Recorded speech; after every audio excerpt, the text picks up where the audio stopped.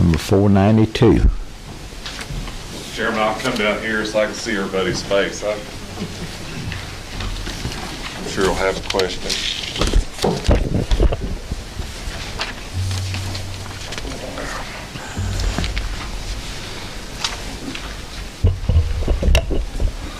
First, I'll start off.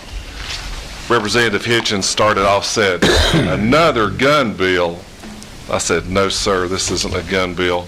This is a little different. This is a follow-up on House Bill 60. I think main thing we sure know in this bill is you haven't gotten hundreds of emails and the room's not standing wall to wall with people.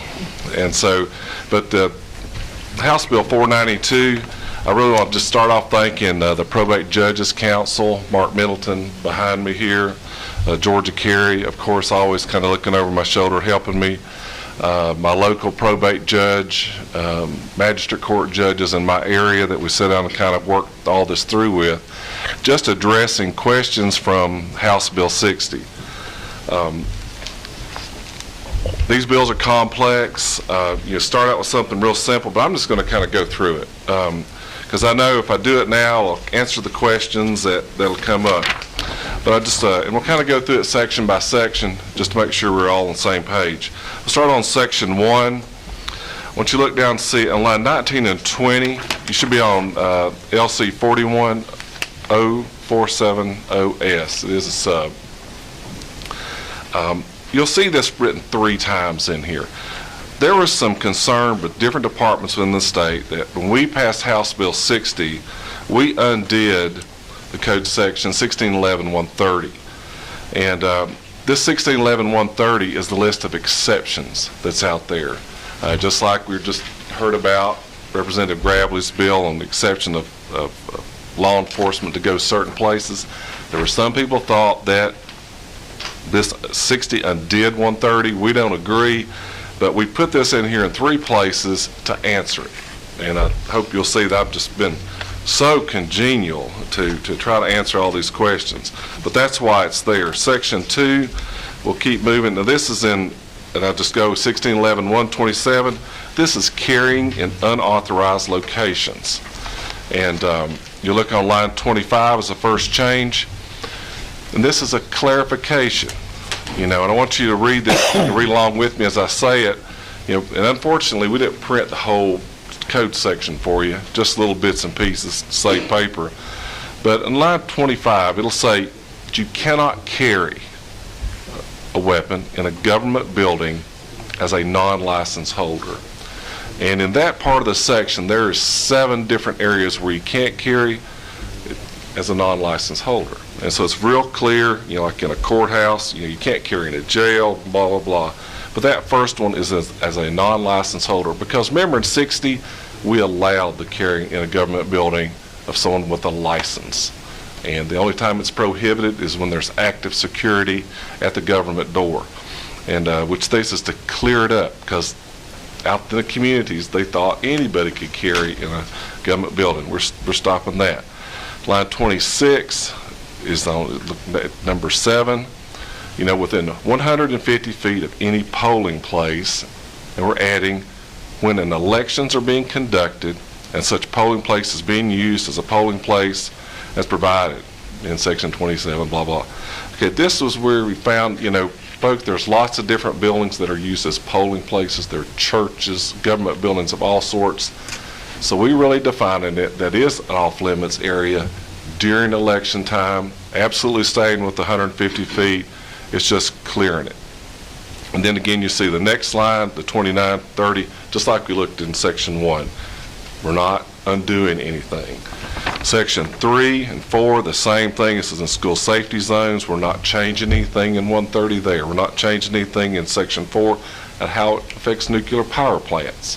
We didn't want to have this question for citizens out there. If you look in number 5, this is where we start with the probate judge issues. You know, very fair to us this summer, just bringing up issues. Rick, and I got a nice letter from them just spelling out these are the questions, please clarify them. They were very respectful, and very helpful too in trying to say, let's figure this out for the citizens, because none of us want a citizen going in to renew their weapons carry license and have a question in the probate judge's office. So we start on line 47. We go to shall do it. You know what I meant by that? They will, if you meet all the requirements set forth in our code, you will be given a license. If you look down there, someone asked me this morning on, line 48, on the investigation of the applicant pursuant to subsections B and D. B is when that probate judge looks on the application you get and sees an exception. That's in B. You've done something wrong. Well, he can prohibit you from having it. And D is where it talks about renewals. He can do the same thing. As we jump down, look on line 58. This is clarifying the 90 days before, 30 days after when they can get a renewal. Okay, on line 76, give credit, this is a definition and term, to Representative Coomer, who helped me with this on, we didn't really have a real clear, was thought, definition of armed forces.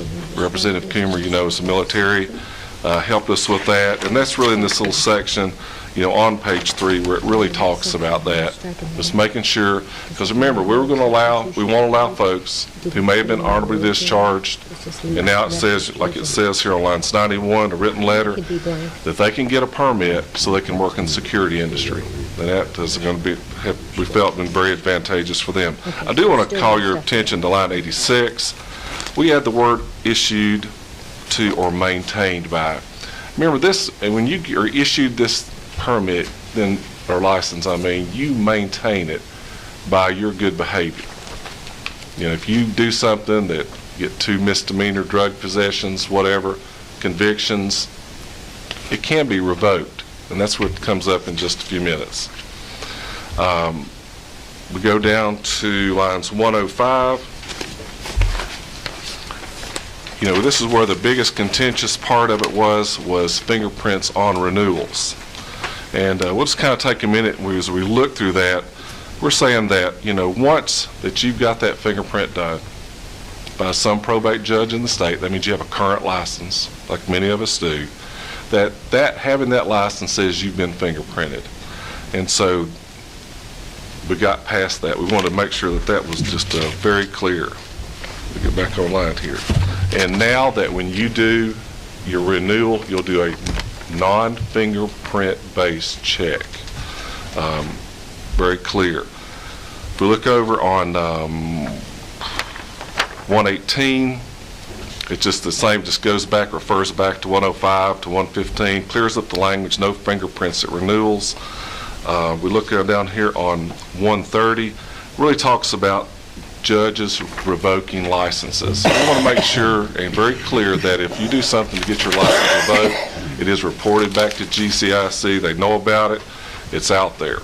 And we do, as you'll see in a minute, we give the judges and the courts the ability to notify the probate judge, because he's the one that does the revocation. And we want to make sure he does that and it's done in a timely manner. A good issue brought up today I'll need to address maybe is that also if your license is renewed or reinstated, that it's done in a timely manner. And I think that's something we'll probably have to try to address that maybe.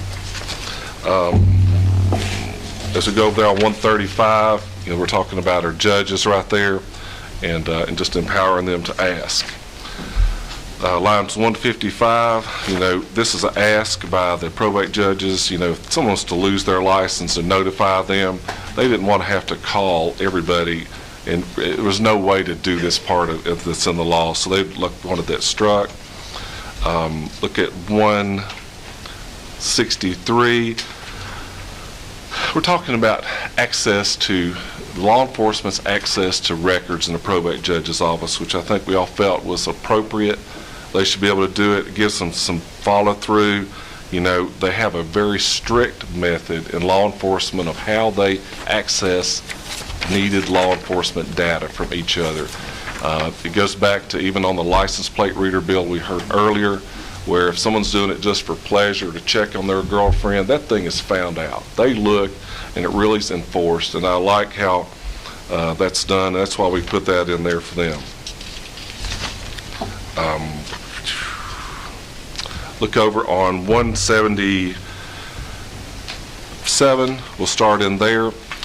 The ACCG and GMA both had a question. You know, in House Bill 60, we really said clearly that we in the state of Georgia are going to be the ones in the legislature that's going to dictate how weapons are carried and all that, you know, everything we did with that bill.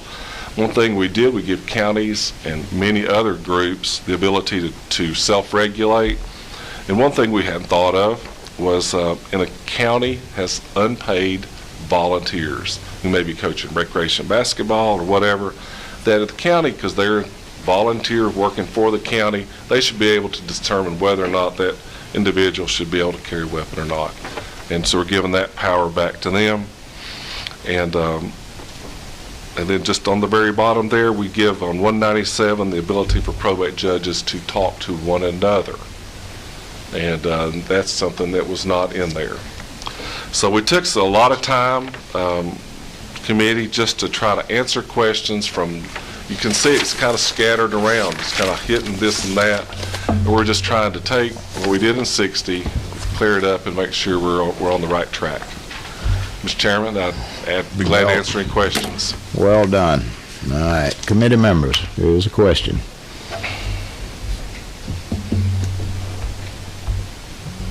Thank y'all.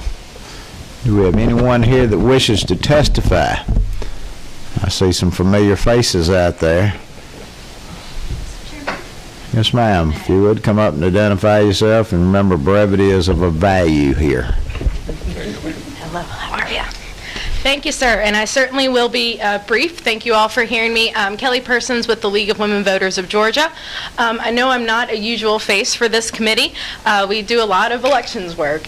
The reason I'm here is actually about 5 lines, and I'm sorry I have an older version of it, so I will reference the lines that I have.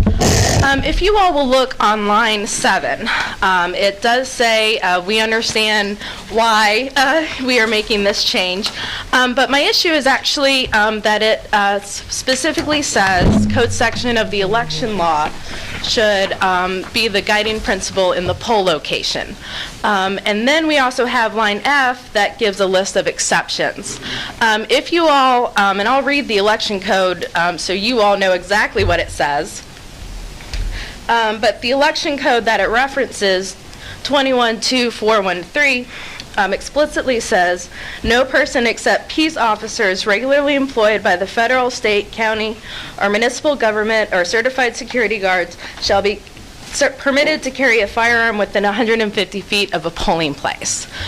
Your provision following on line 29, which is F, actually has exceptions about 3 pages long of individuals who would be allowed to carry a weapon into a polling location. Some of these individuals would actually be listed on the ballot. So my question is, I'm not clear as to what law would reign. Would it be the election code that you guys are have listed on line 28, or would it be the exceptions under 1611-130? I just think there might be a way to clarify that. I think allowing potential candidates to carry a loaded weapon into a polling place could lead to a variety of different issues that I don't think counties or cities are quite prepared for. So if we could get some clarity as to what laws should be governing our polling places, I think that would be very helpful. Julius, would you like to comment on this for the lady?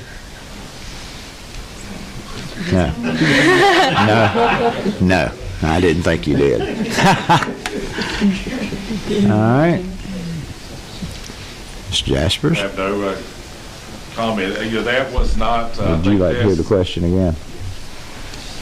Would you ask Julius the question again? So the question I have, and sorry to put you guys on the spot, we are looking at line 27. It says on number 7 that it would basically go to the election code, so 21 to 413, which says regularly employed individuals as security could carry a weapon. Line F right down gives a variety of different exceptions in 1611-130, and it really is 3 pages long worth of exceptions. So my question would be, in the poll location, would these exceptions under 1611-130 be allowed to carry a weapon, or would we default back to the election code that you guys are referencing on 28? It's just very unclear to me as to who would be allowed to carry a weapon into a poll location, and we certainly don't want potential candidates on the ballot to be able to carry a weapon into a poll location. I think if I understand the question, I think that the exemptions in 1611-130, those are the only folks who would be able to carry a firearm in a polling place, and that's it. So those exceptions would affect the poll location. So a current district attorney would be able to carry a weapon into a poll location. A retired judge or a judge on the ballot would be able to carry a weapon into a poll location. I mean, you're an attorney. Oh. I don't see it that way. Okay. So, of course I would. But, Or maybe if we can find a way to change it. Is the election law, that federal law, I think we're referring to. Okay. I probably need to take a look at that.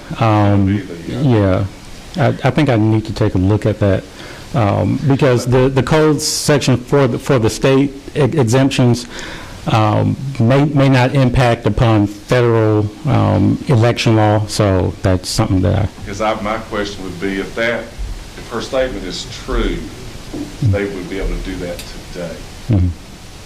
And I'm not sure about that, quite honestly. I don't think that she can, Okay.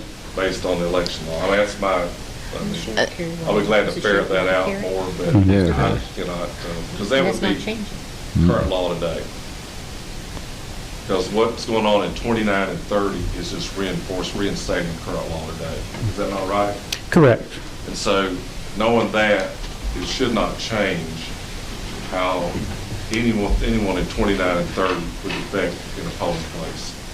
My main suggestion would be to exclude 7 from provision F. I'm not really sure how to do that or if that is the will of the committee to do, but I think if we can get some clarification as to whether the election code is the one that rules here or if it's these exceptions. And I'm not aware that these exceptions are currently in place, but again, they could be, and I'm just not aware of them. So. Yeah. All right. Do you have anything else? That was it. All right. Would you highlight that, Mr. Jaspers? Yes, sir. All right. Now, do we have anyone else who... We have a constitutional friend from the back. Brevity. Coming to you from Radio City. No need in paraphrasing dead founding fathers, and we all agree. All right. You're probably sitting in probably the most pro-Second Amendment committee in Chairman Atlanta. Powell, members of the House Public Safety and Homeland Security Committee, thank you again for allowing me to have this opportunity to address you. I'll keep my statements as concise and succinct as possible in the interest of brevity and time constraints. I support this legislative proposal, and I ask for your favorable consideration of it. All of Georgia's approximately 500,000 license holders deserve to have this issue clarified so that there is no differentiation on interpretation on what may or may not be allowed, and especially for our judicature. Thank you. Hey, thank you so much. Mr. John Monroe, a legal scholar in his own mind. Have you looked at this on behalf of yourself and Georgia Carey? Yes, we have. Would you give us a succinct comment that everything is well in this bill? There is nothing unintended consequences that we don't know about? Georgia Carey supports the bill, Mr. Chairman, and I would only comment, I was just speaking with Chairman Jaspers, I think the current law allows the people listed in 1611-130 to carry in polling places, and they would continue to be allowed to carry in polling places under the bill, because the bill doesn't address that. So, sheriffs, district attorneys, solicitors general,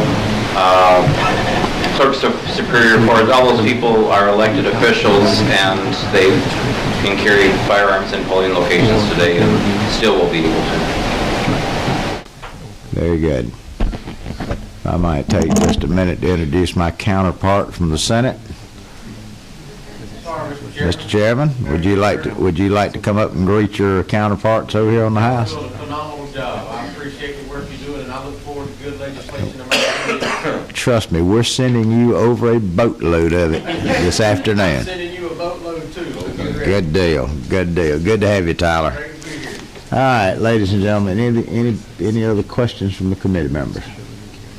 Anyone else that wishes to comment on this bill?